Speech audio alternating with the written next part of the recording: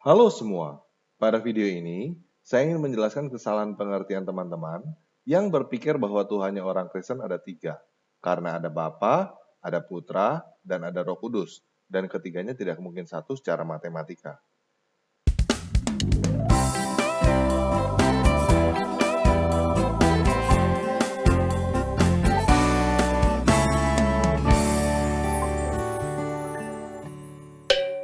Nah, kesalahan pengertian ini disebabkan karena pemikiran mendasar bahwa Allah itu satu.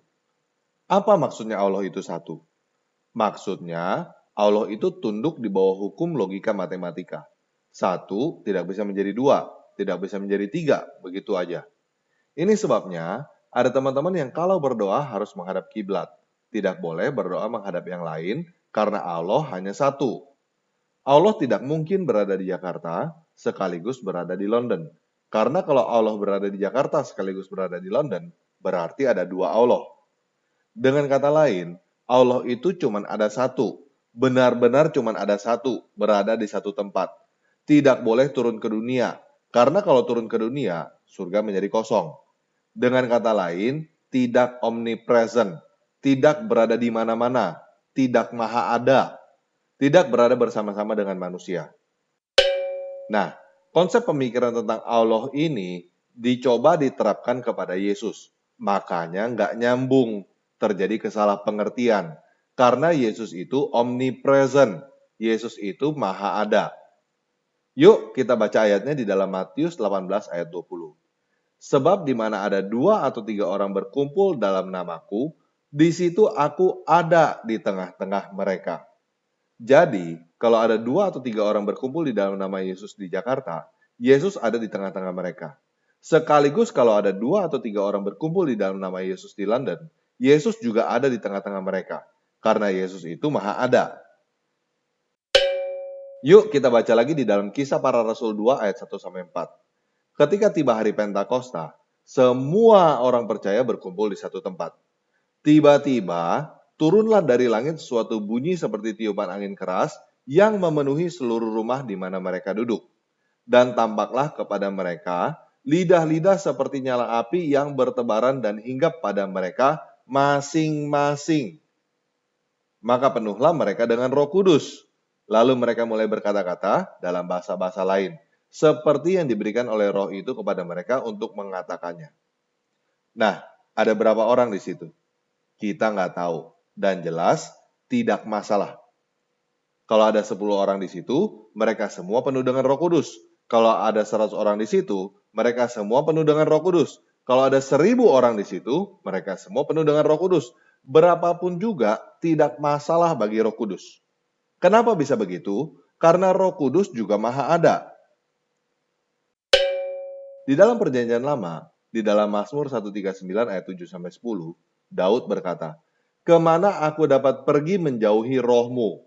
Kemana aku dapat lari dari hadapanmu? Jika aku mendaki ke langit, engkau di sana. Jika aku menaruh tempat tidurku di dunia orang mati, di situ pun engkau. Jika aku terbang dengan sayap fajar dan membuat kediaman di ujung laut, juga di sana tanganmu akan menuntun aku, dan tanganmu memegang aku."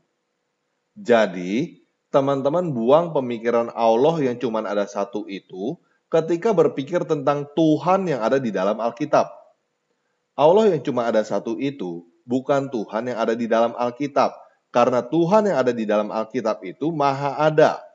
Peraturan bahwa Allah tidak boleh ada di bumi, karena jika Allah ada di bumi maka surga kosong, berlaku bagi Allah yang cuma ada satu itu.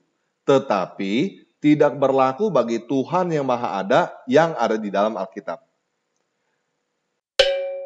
Nah, maha ada ini di dalam dunia matematika diberi simbol infinity. Seperti ini. Infinity di dalam bahasa Indonesia artinya tidak berhingga. Kalau teman-teman belum pernah tahu apa itu infinity, teman-teman dipersilakan bertanya kepada guru matematika teman-teman, apakah yang saya sampaikan ini benar? Infinity ditambah 1 sama dengan infinity. Infinity ditambah 1 miliar sama dengan infinity. Infinity ditambah infinity sama dengan infinity. Infinity ditambah infinity ditambah infinity sama dengan infinity. Artinya, Infinity ditambah berapapun juga sama dengan infinity. Infinity dikurang 1 sama dengan infinity. Infinity dikurang 1 miliar pun sama dengan infinity. Artinya, infinity dikurangin berapapun juga sama dengan infinity. Kecuali infinity dikurangin infinity. Infinity dikurang infinity tidak menjadi 0, tetapi menjadi tidak terdefinisi. Infinity dikali 2 sama dengan infinity. Infinity dikali 2 miliar pun sama dengan infinity. Artinya infinity dikali berapapun sama dengan infinity. Termasuk infinity kali infinity sama dengan infinity. Infinity dibagi 2 sama dengan infinity. Infinity dibagi 2 miliar pun sama dengan infinity. Artinya infinity dibagi berapapun sama dengan infinity. Kecuali infinity dibagi infinity. Infinity dibagi infinity tidak menjadi 1, tetapi menjadi tidak terdefinisi.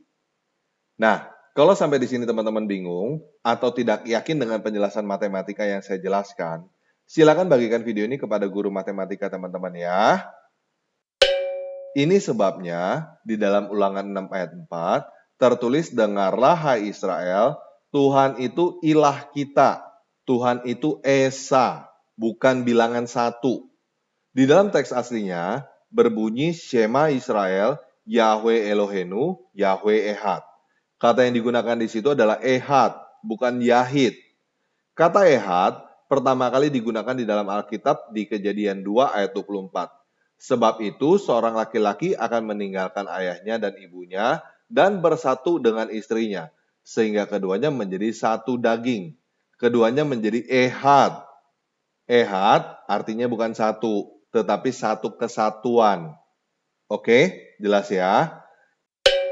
Jadi, kalau ada yang bertanya kenapa Tuhannya orang Kristen 1 ditambah 1 ditambah 1 sama dengan 1, jawabannya adalah kamu salah bertanya. Karena Tuhannya orang Kristen, Bapa, Putra, dan Roh Kudus itu bukan 1 ditambah 1 ditambah 1, tetapi infinity ditambah infinity ditambah infinity.